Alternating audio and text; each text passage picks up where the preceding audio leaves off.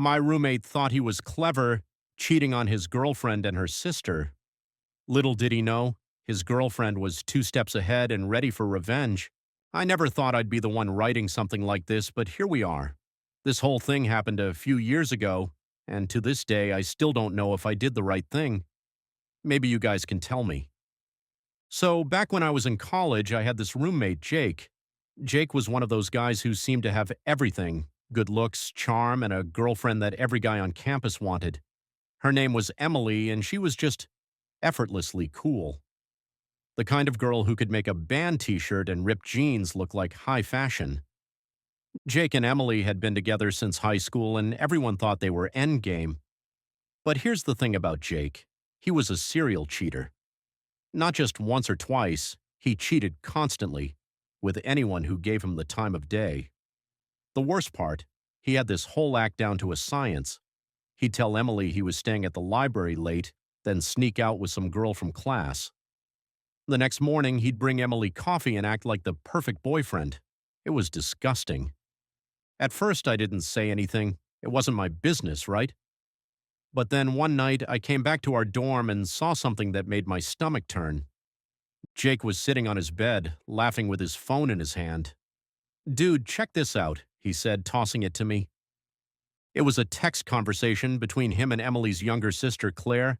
She was only 18 at the time. I felt sick. It wasn't just some random girl from a party. This was Emily's little sister. And from the messages, it was clear that Jake had been flirting with her for weeks. She wasn't exactly shutting it down, but she was young and probably had no idea what kind of guy he really was. I didn't know what to do. If I told Emily, it would destroy her. If I told Claire, she might not believe me. And if I confronted Jake, well, he'd just laugh it off. I needed a plan, and I needed it fast. I didn't sleep that night. Every time I closed my eyes, I kept thinking about what I had just seen. Jake was a piece of shit, but this was something else.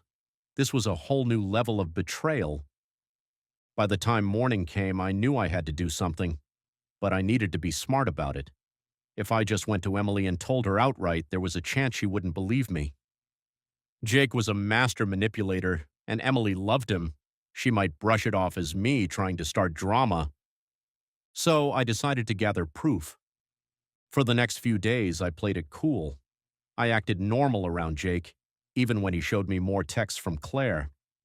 He had no idea that every time he left his phone unattended, I was taking pictures of his messages.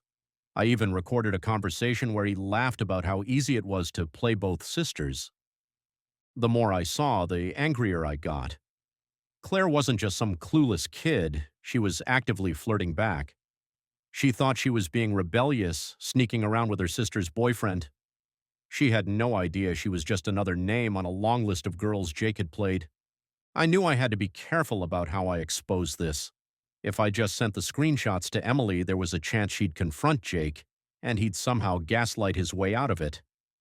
No, I needed something bigger. So I decided to set a trap. Jake had a habit of keeping his phone on silent when he was with Emily. He said it was out of respect for her, but really it was just so he wouldn't get caught. I waited for the perfect moment, one of those nights when we were all hanging out in the dorm. Emily was sitting next to Jake on the couch, and Claire had come over too, acting a little too comfortable around him. That's when I sent the messages. Using a fake number, I texted Jake, pretending to be Claire.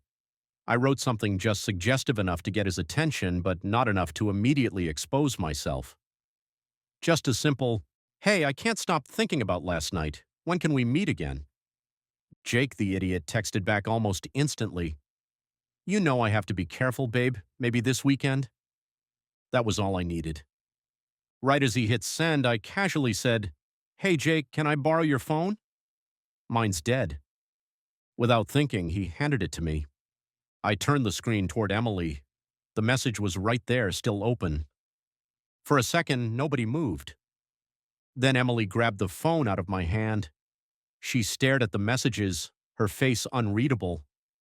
Claire froze. Jake went pale. And then, all hell broke loose. Emily turned to Claire first. "What the hell is this?" Her voice was shaking, but she wasn't yelling. Yet. Claire, realizing she'd been caught, started mumbling something about how it wasn't what it looked like. But before she could finish, Emily turned to Jake. "You're disgusting." Jake tried to backtrack. "Babe, it's not." But Emily wasn't listening. She scrolled through the messages, her face getting angrier by the second. Then she saw something that made her stop. I saw the exact moment her expression changed. Her hands started shaking.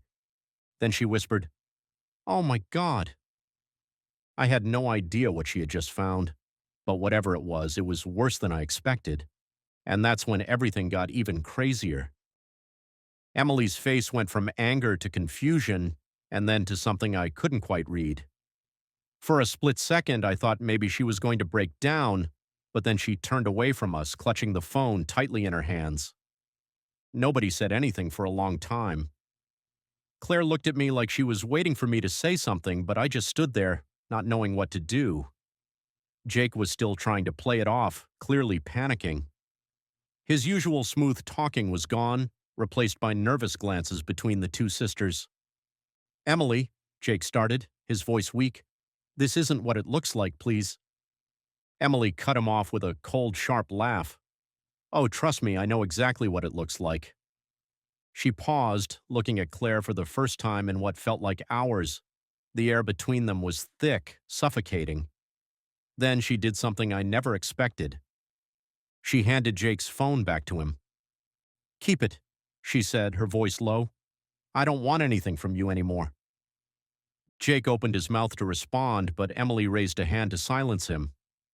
She wasn't angry anymore, not in the way you'd expect someone to be after finding out their boyfriend was cheating with their little sister. She was cold, calculating. "I've known," she said, her eyes flicking between him and Claire. "I've known for months. I just wanted to see how far you'd go." The room went dead silent.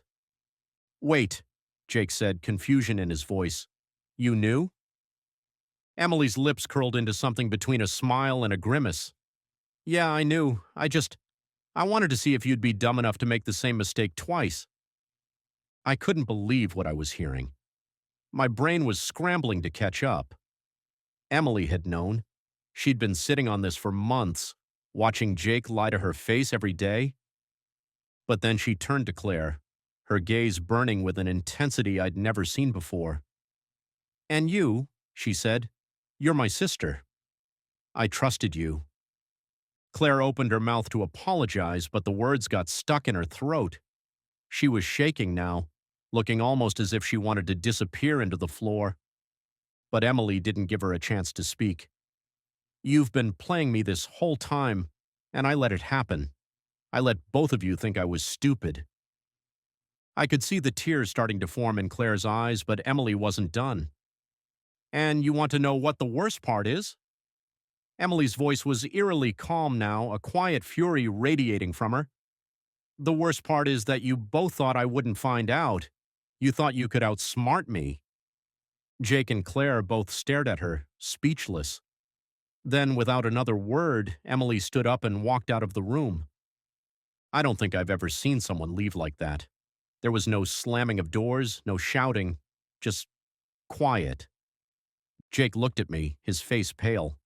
"What the hell just happened?" "I don't know," I said honestly. I was still reeling from the fact that Emily had known the whole time. I couldn't wrap my head around it. Claire, still in shock, whispered, "I didn't know she knew." I couldn't even look at her. This whole thing felt like a nightmare, but it wasn't over yet. The room felt like it was closing in on us. Claire was still standing there, frozen, her face pale and tear-streaked. Jake, on the other hand, was pacing back and forth, rubbing his temples like he had a headache. He was trying to piece things together, but it was clear he was panicking now. Emily's calmness had completely thrown him off balance. "Where the hell did she go?" Jake muttered, not really speaking to anyone in particular. I was about to speak up, but then my phone buzzed. It was a message from Emily. "Meet me in the parking lot. I need to talk to you." I stared at the text for a moment, my heart racing. She was reaching out to me. Of all people, she was reaching out to me. I didn't know what was going on in her mind, but I knew one thing for sure. This wasn't over yet. I told Jake I was going to go find her. I needed to know what she was thinking, what her plan was. Jake barely registered what I said.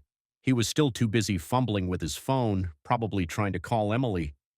When I walked into the parking lot, I spotted her immediately. She was leaning against her car, arms crossed, looking at the ground. She wasn't crying. She wasn't angry.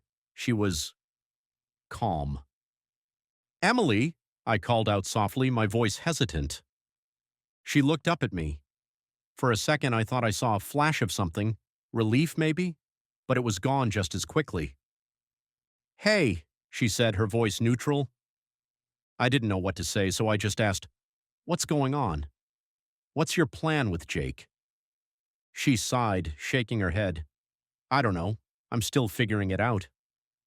For a long moment, neither of us spoke. Then Emily looked up at me, her eyes sharper now, like she had made a decision. "Jake is a joke. He always has been." I blinked. "So, you're just going to let him go?" Emily chuckled darkly. "You think I haven't been planning this? I knew what he was doing. I let him dig his own grave, and now he's going to have to deal with it." I was stunned. "What do you mean?" She leaned forward, her voice dropping to a whisper. "I'm not just going to let him get away with it. I've got something bigger planned." Before I could ask her more, her phone rang. It was Jake. Emily glanced at the screen but didn't answer it. She just smiled. "This is how it ends," she said, her smile chilling. "I'm going to take everything from him. His friends, his reputation, his pride, everything." I was starting to get the sense that Emily wasn't just heartbroken, she was methodical. She was playing a long game, and I had no idea how deep it went. "Wait, you're not planning on hurting him, are you?" I asked, my stomach sinking. She looked at me, her expression unreadable. "Not physically, but he's going to lose everything he thought he had. Just watch." I watched as she turned and walked back to her car, but not before saying one last thing. "Oh, and by the way, I wasn't the only one who knew about Jake's little secret. He wasn't just cheating on me. He was using Claire to get back at me. He wanted me to find out. That's what makes this so beautiful."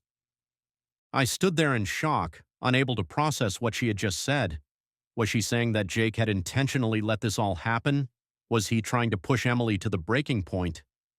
It all clicked. Jake had been so careless, so arrogant that he never saw the storm brewing right under his nose. The next day, things unfolded in a way none of us expected. Jake tried to reach out to Emily again, but she ignored every call, every text. When he finally cornered her in the library, she smiled and handed him a folder. He looked confused at first, but then his face drained of color as he flipped through the pages. It was a full report, his entire life, his lies, his cheating, all laid out. He looked up at Emily, horror in his eyes. "I don't understand," he said, barely whispering. "I told you," she replied coolly. "You thought I was stupid, but I've been one step ahead of you from the beginning, and now you're going to pay the price for everything you've done." It wasn't just a breakup, it was a public unraveling of his entire persona. Emily had gathered evidence, from the messages to witnesses who had seen him with other women. She'd hired a private investigator to track his every move, and now everything was coming to light. By the end of the week, Jake's friends had turned on him.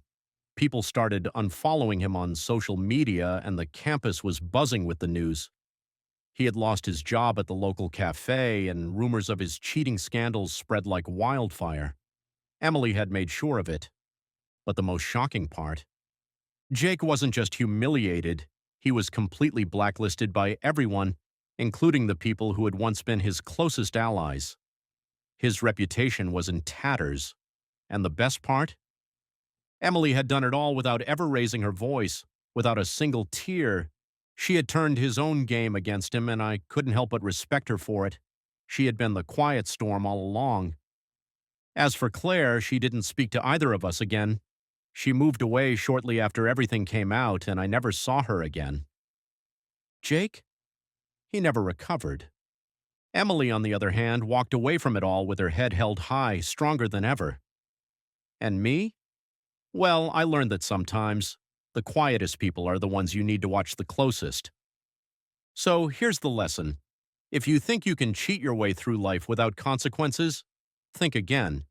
You might just meet someone who's been watching and waiting to make you pay. And Emily?